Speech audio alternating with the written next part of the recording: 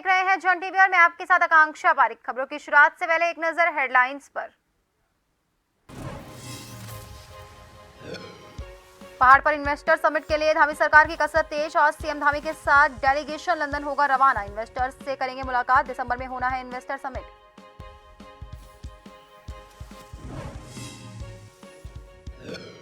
CM Dhami ने भारत दर्शन पर जाने वाले छात्रों को दी शुभकामनाएं। विधायक विनोद कंडारी की शानदार पहल की तारीफ की। योजना के तहत निम्न वर्ग के छात्रों को दिया गया है भारत भ्रमण का अवसर।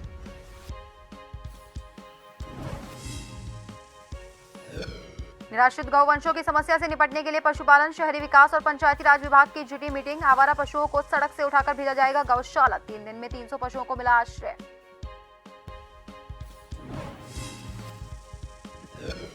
प्रदेश में लगातार बढ़ रहा डेंगू और मलेरिया का कहर। शहर शहर फॉगिंग के निर्देश। सभी स्कूल, कॉलेज और नगर पालिकाओं में फॉगिंग। चलाया जा रहा विशेष स्वच्छता अभियान।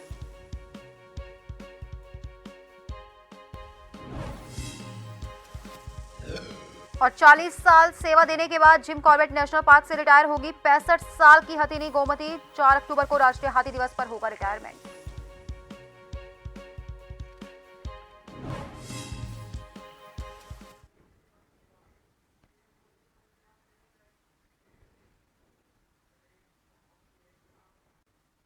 और खबरों में आगे की ओर रुख करेंगे, लेकिन उससे पहले आपको सुनाते हैं देश के प्रधानमंत्री नरेंद्र मोदी के मन की बात।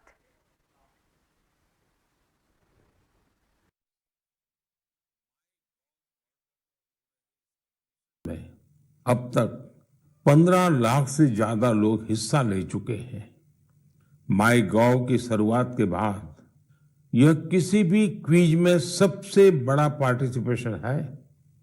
मैं तो आपसे भी कहूंगा कि अगर आपने अब तक इसमें हिस्सा नहीं लिया है तो अब देर मत करिए। अभी इसमें 6 दिन और बचे हैं। इस क्विज में जरूर हिस्सा लीजिए। मेरे परिवारजनों, चंद्रयान 3 की सफलता के बाद G20 के शानदार आयोजन ने हर भारतीय की खुशी को दोगुना कर दिया। भारत मंडपम तो अपने आप में एक सेलिब्रिटी की तरह हो गया है। लोग उसके साथ सेल्फी खिंचा रहे हैं और गर्व से पोस्ट भी कर रहे हैं। भारत ने इस समिट में अफ्रीकन यूनियन को G20 में दिसंबर में प्रस्तावित ग्लोबल इन्वेस्टर समिट के लिए सीएम धामी लंदन जा रहे हैं। आपको बता दें कि उत्तराखंड ग्लोबल इन्वेस्टर समिट को लेकर धामी सरकार की तैयारियां जोरों से चल रही हैं। निवेशकों को उत्तराखंड में निवेश करने के प्रति आकर्षित करने के लिए देश ही नहीं बल्कि विदेशों में भी इन्वेस्टर्स के साथ बैठक की जा रही है। इसी क्रम में मुख्यमंत्री पुष्कर सिंह धामी के नेतृत्व में उत्तराखंड सरकार का एक डेलीगेशन 25 से 28 सितंबर तक ब्रिटेन दौरे पर रहेगा। इस दौरान डेलीगेशन लंदन और बर्मिंघम में बड़े बिजनेस हाउसेस के साथ बैठक करेगा। आपको बता दें कि राज्य सरकार ने अगले 5 सालों में राज्य की एसजीडीपी को 2 गुना करने का भी लक्ष्य रखा है।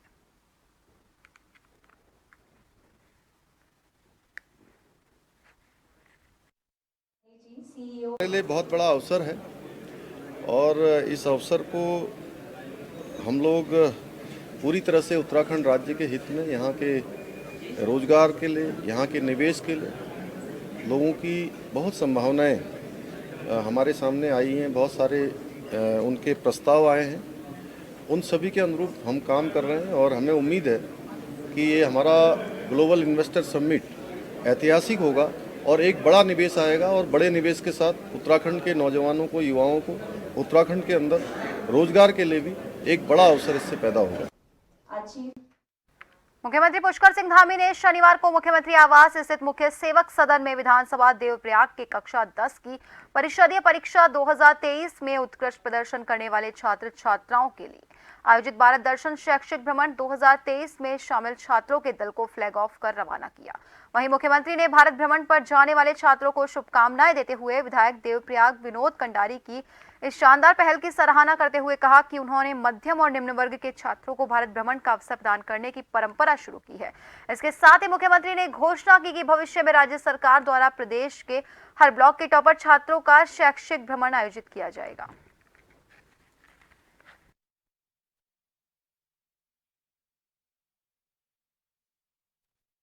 देहरादून नगर निगम ने हाउस टैक्स न देने वाले तकरीबन 600 लोगों को नोटिस जारी किया है। इस नोटिस में साफ कहा गया है कि ड्यू डेट से पहले हाउस टैक्स जमा कर दें। जिन 600 लोगों को नगर निगम ने हाउस टैक्स के लिए नोटिस जारी किया है उसमें बड़े होटल और कमर्शियल संस्थान शामिल हैं। हाउस टैक्स से नगर निगम को मोटी कमाई होती है। इसी साल अप्रैल महीने से लेकर अब तक नगर निगम हाउस टैक्स से तकरीबन 26 करोड़ रुपए की कमाई कर चुका है। ये पिछले वर्षों की अपेक्षा काफी अच्छी रिकवरी बताई जा रही है। वहीं जिन 600 लोगों को नोटिस जारी किया गया है उन पर 4 करोड़ की धनराशि बकाया है। नगर आयुक्त मनोज गोयल ने बताया कि नगर निगम ने 600 लोगों को हाउस टैक्स के लिए नोटिस जारी किया है। सारे लोग हैं जिनको हम लोगों ने नोटिस दिए हैं, जो कि अरियर्स में ऑलरेडी आ रखे हैं, जिन्होंने पूर्व वर्षों के भी हाउस टैक्स जमा नहीं करवाए हैं। इस प्रकार के 600 नोटिस हम लोगों ने डिस्ट्रीब्यूट किए हैं। ये बड़ी संपत्तियां हैं। इसके अतिरिक्त जो छोटी संपत्तियां होंगी उसमें भी संख्या काफ़ी ज़्यादा है, लोग जो हाउस टैक्स जमा नहीं कर रहे हैं। हमारी सभी से अपील है कि हमने इस पूरे प्रोसेस को काफ़ी सुविधाजनक बना दिया है। ऑनलाइन बैठ के आप अपने घर से भी कर सकते हैं। आपको अपना जो PT ID है, जो हाउस टैक्स ID है, आपके हाउस टैक्स की पर्ची में वो उपलब्ध होती है। उससे यदि आपने पिछले वर्ष टैक्स जमा कराया, आप आराम से घर बैठे उसको उस ID के माध्यम से बिल्कुल अपना टैक्स घर बैठे जमा करवा सकते हैं।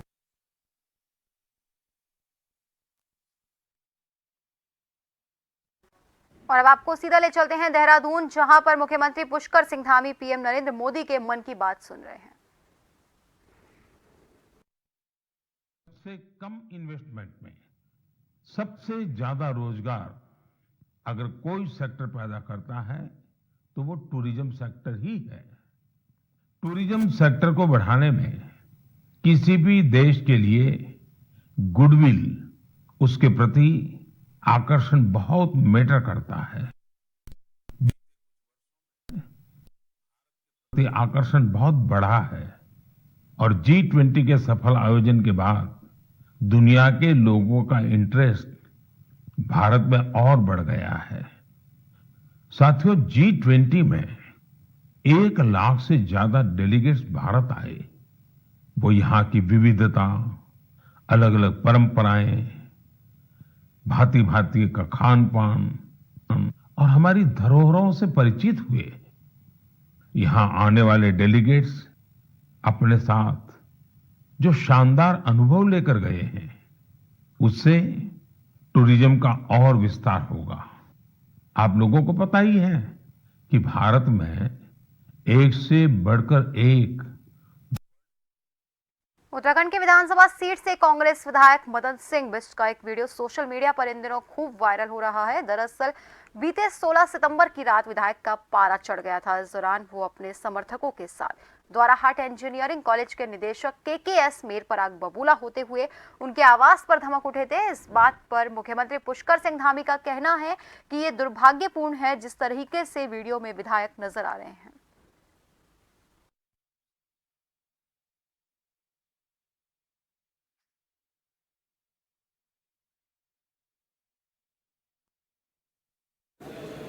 निश्चित रूप से दुर्भाग्यपूर्ण है और इस पर तो कांग्रेस पार्टी के सभी नेताओं से पूछा जाना चाहिए। जो इस प्रकार की बातें करते हैं, अन्य चीज़ों पर उनके बयान आते हैं, इस पर भी उनका बयान और उनका विचार निश्चित रूप से लिया जाना चाहिए। देखिए, ये मैंने भी वो वीडियो ही देखा है और मैं चाहे अफसर हूँ, चाहे विधायक हूँ, हम मनुष्य हैं, तरीके से बात करनी चाहिए, तहजीब से बात करनी चाहिए। ये उत्तराखंड है, हमारा संस्कार है, हमारे एक तरीका है बोलने का। हम देवभूमि के विधायक हैं, देवभूमि से ताल्लुक रखते हैं, तो बहुत आवश्यक है कि हम अपना संयम रखें। नगर निगम के स्तर पर हो रही लापरवाही से गुस्साए DM पौड़ी आशीष चौहान ने नगर आयुक्त कोटद्वार वैभव गुप्ता के वेतन भुगतान पर रोक लगा दी है। तो वहीं CMO और ACMO को नोटिस भेज स्पष्टीकरण मांगा गया है। आपको बता दें कि बेस अस्पताल कोटद्वार में स्वास्थ्य विभाग और नगर निगम के साथ बैठक कर पौड़ी DM ने संबंधित अधिकारियों से डेंगू का फीडबैक लिया। इस दौरान उन्होंने पाया कि दोनों के विभाग अपने अपने स्तर पर मुस्तैदी के साथ काम नहीं कर रहे। इस पर DM पौड़ी ने 3 अधिकारियों को नोटिस भेजा। इसके साथ ही दोबारा लापरवाही पाए जाने पर बड़ी कार्रवाई की चेतावनी दी।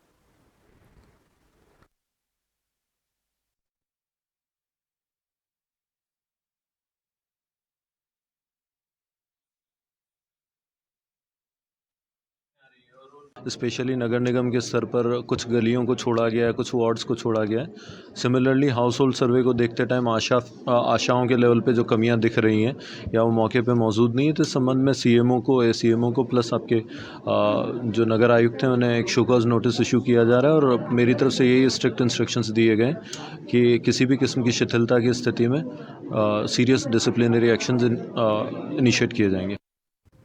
प्रदेश में लगातार बढ़ रहे डेंगू और मलेरिया के मामलों को देखते हुए निदेशक शहरी विकास और डीएम चंपावत नवनीत पांडे के निर्देश पर नगरपालिका लोहाघाट ने शनिवार को पालिका अध्यक्ष गोविंद वर्मा के नेतृत्व में लोहाघाट नगर में फॉगिंग अभियान चलाया।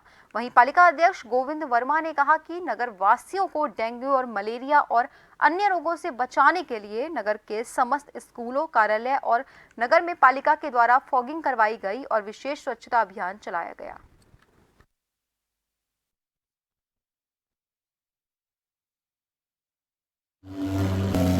हर स्कूलों में जाकर प्रथम चरण में हम फॉगिंग का कार्य कर रहे हैं, जिससे कि डेंगू मच्छर और अन्य मच्छर हैं और जो बच्चों को काफ़ी काटते भी हैं और काफ़ी परेशान करते हैं, इसको निस्तारण के लिए लगातार फॉगिंग का कार्य चल रहा है। और संडे के दिन पूरे नगर में फॉगिंग का कार्य किया जाएगा। संडे को मार्केट बंद रहती है और साथ ही साथ मैं समस्त लोगों से अपील करता हूँ कि आप स्वच्छता का विशेष ध्यान रखें। निराश्रित गौवंश सरकार के लिए एक बड़ी चुनौती बनी हुई है, क्योंकि राज्य में वर्तमान समय में करीब 17,500 निराश्रित गौवंश है, जिसके चलते न सिर्फ फसलों को नुकसान होता है बल्कि पशु हानि होने के साथ सड़क दुर्घटनाएं भी होती है, जिसको देखते हुए पशुपालन विभाग, शहरी विकास विभाग और पंचायती राज विभाग की ओर से निराश्रित गौवंशों को सड़कों से उठाकर गौशाला में भेजा जा रहा है। हालांकि पिछले 3 दिनों में करीब 300 पशुओं को सड़क से उठाकर गौशालाओं में आश्रय दिया गया है। ज्यादा जानकारी देते हुए पशुपालन मंत्री सौरभ बहुगुणा ने बताया कि उत्तराखंड की एक बड़ी समस्या निराश्रित गौवंशों की रही है, क्योंकि इससे काफी नुकसान होता है।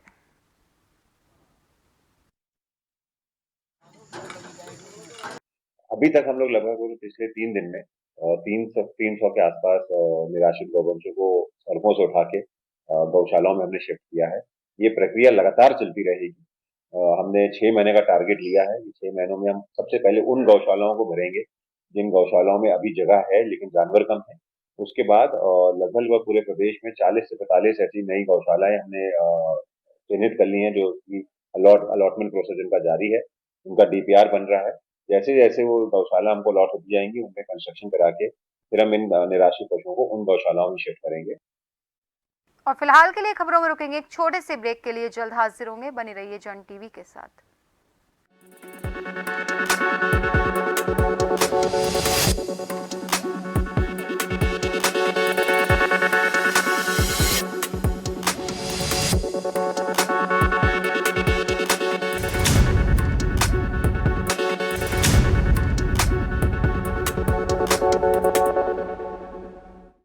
ब्रेक के बाद एक बार फिर से आप सभी का स्वागत है। बढ़ते हैं अगली खबर की ओर। जोशीमठ के गांव बड़गांव के पास के मेरक गांव में मां चंडिका का मंदिर विद्यमान है और इसी मेरक गांव में हर साल नंदाष्टमी के मौके पर मेले का आयोजन किया जाता है और इस दिन मां चंडिका के मंदिर में 3 दिनों तक दिन रात माता के नाम का जागर का आयोजन भी किया जाता है। इस शुभ मौके पर गाँव की महिलाएं मंदिर में सुंदर पारंपरिक नृत्य, झूमेलों का आयोजन भी करती हैं।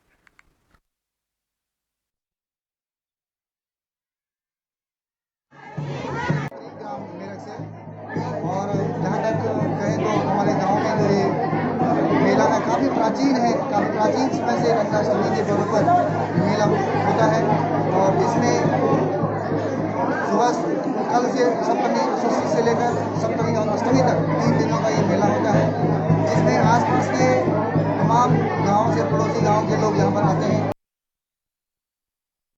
देहरादून में एक निजी आवास में मस्जिद खोलने की शिकायत मामले पर बोलते हुए एमडीडीए वीसी बंशीधर तिवारी ने कहा कि इस मामले में पहले भी सीलिंग के आदेश जारी किए गए थे। वहीं उन्होंने कहा कि इस बार इस बारे में एक शपथ पत्र दिया गया था, उक्त व्यक्ति दोबारा उसको रेजिडेंशियल प्रॉपर्टी बना देगा, लेकिन ऐसा नहीं किया गया। वहां बाहर से लोग जाकर नमाज पढ़ रहे थे, जिस पर स्थानीय लोगों द्वारा शिकायत दर्ज कराई गई, जिसके बाद एमडीए द्वारा सील करने की कार्रवाई को अंजाम दिया गया। उन्होंने कहा कि एमडीडीए को अगर ऐसी भविष्य में शिकायत मिलेगी तो उन पर कार्रवाई जरूर होगी।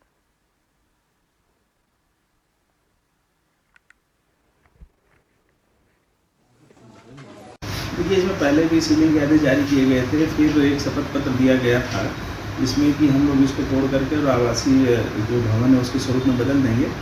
और इसमें भी शिकायत आ रही थी कि बाहर से भी लोग यहाँ आते हैं जो नमाज आदि पढ़ते हैं, तो जो वहाँ के लोग वहाँ आवासीय परिसर में रहते हैं उनको परेशानी उनको शिकायत कर रहे थे।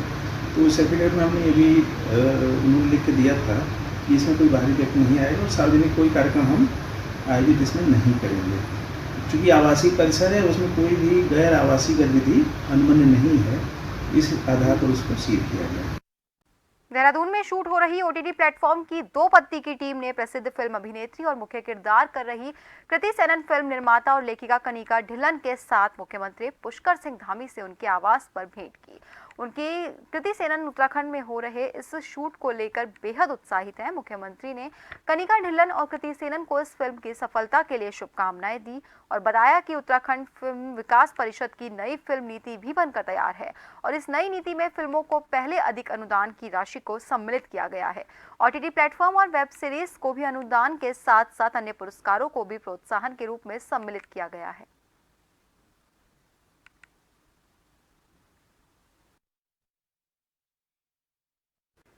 आने वाले समय में उत्तराखंड में होने वाले इन्वेस्टर्स समिट के मद्देनजर मुख्य विकास अधिकारी आकांक्षा कोंडे एक्शन मोड में आ गई हैं। उन्होंने सभी अधिकारियों को निर्देश दिए कि जहां भी विभागीय परिसंपत्तियों पर अवैध अतिक्रमण किया गया है वहां अतिक्रमण को हटाए जाने के लिए कार्रवाई करना सुनिश्चित करें। मुख्य विकास अधिकारी ने विभागीय अधिकारियों से कहा कि आने वाले समय में उत्तराखंड में इन्वेस्टर समिट प्रस्तावित है, इसलिए सभी विभाग अपनी अपनी विभागीय भूमि की रिपोर्ट तैयार करें जिससे इन्वेस्टर समिट में जनपद से पूर्ण जानकारी उपलब्ध हो सके और इन्वेस्टर्स को जनपद में इन्वेस्ट करने के लिए आकर्षित कर भूमि उपलब्ध करवाई जा सके। उन्होंने कहा कि जनपद में खाली पड़ी विभागीय भूमि को चिन्हित कर उसकी रिपोर्ट प्रस्तुत करें।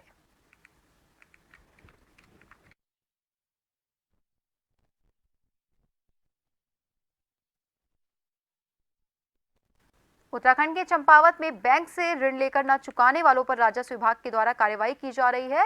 आपको बता दें कि लोहाघाट में बैंक से लिए गए ऋण को न चुकाने पर राजस्व विभाग ने 2 लोगों को गिरफ्तार कर लिया है। राजस्व विभाग की वसूली की कार्रवाई के बाद देनदारों में हड़कंप मचा हुआ है।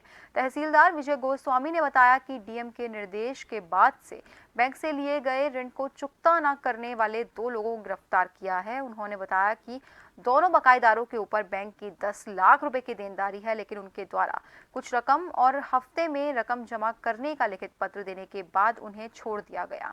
तहसीलदार ने बताया कि लंबे समय से बैंक और अन्य जगहों से ऋण जमा न करने वाले की आरसी काट कर नोटिस भेजे गए हैं।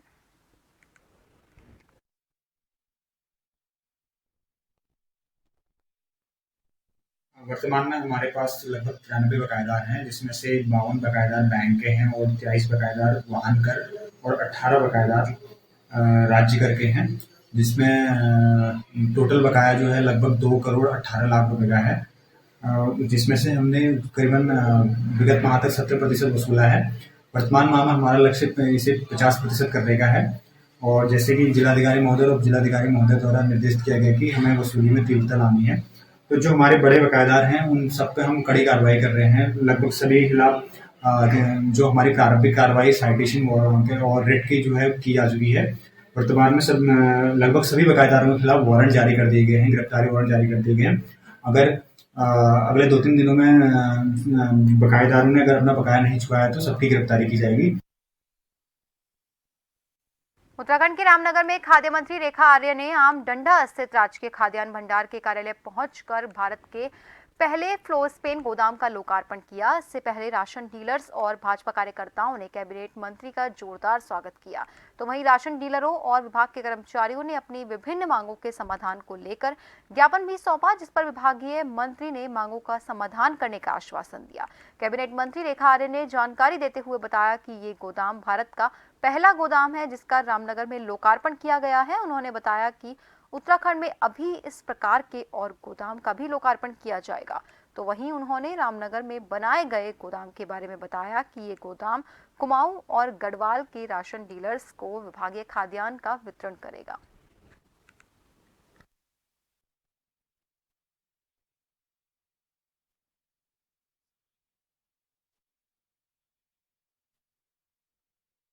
देखिए, आज बहुत खुशी का दिन है कि रामनगर जहाँ पर G20 की बैठक हुई पहली बार, रामनगर वह स्थान अब बना है जहाँ पर देश का पहला ऐसा गोडाउन बना है जो प्री फैब्रिकेटेड स्ट्रक्चर में खड़ा है। लगभग 500 mlt का यह गोडाउन है और लगभग 40 लाख के धनराशि के साथ में यह बना हुआ है। आज रामनगर वासियों को भी और पूरे कुमाऊं क्षेत्र वासियों को भी और गढ़वाल के पौड़ी जनपद को जो है आज यह गोडाउन समर्पित किया गया है। निश्चित रूप से इस गोडाउन के माध्यम से गेहूं, चावल, चीनी और मडवा इत्यादि जो है वो रखने में हम सब लोगों को सहूलियत होगी और विषम परिस्थितियों में भी एक विकल्प के रूप में हम सबके पास में यह व्यवस्था हमको मिल रही है। इससे हमारे जो पीडीएस के सिस्टम में हमारे जो बिल्कुल गरीब तबके के लोग हैं उनके लिए आसानी से खाद्यान्न पहुंचाना, विषम परिस्थितियों में स्टोरेज करना, उन तक पहुंचाना वह सुनिश्चित हो पाएगा। और फिलहाल के लिए खबरों में बस इतना ही। बने रहिए जन टीवी के साथ। नमस्कार।